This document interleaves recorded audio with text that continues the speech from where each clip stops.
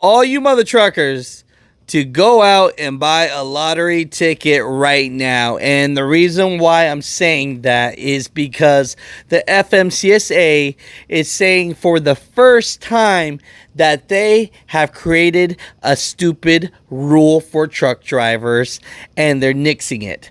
Basically, how many of you at the end of the year had to fill out a list of traffic violations all throughout the whole year? I remember, of course, if you're a good driver, you're just going to write NA and then sign the bad boy. But if you got a ticket in cars, if any situation happens, you would have to list it down and bust yourself out, right?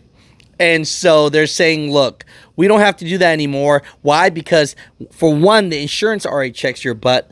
For two, the motor carrier that you're working for checks for you already. So really, this was like a triplication, not a duplication, of checking for violations on you. So they're saying, you know what? This is a waste of paperwork. But mother truckers, comment down below.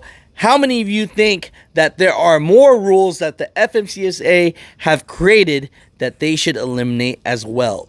Today, it looks like you guys are on a fresh start. Keep on eliminating more rules because a lot of them are stupid. That's all I got to say. Mother truckers, comment down below. Let me know your thoughts about this. I just remember my dispatcher trying to hunt me down, email me down saying, you need to sign and list off all your violations or else we're going to put you out of service. Man, I remember it like it was yesterday. You know, in our mover logbooks, it was like a little white page that said TVC on it.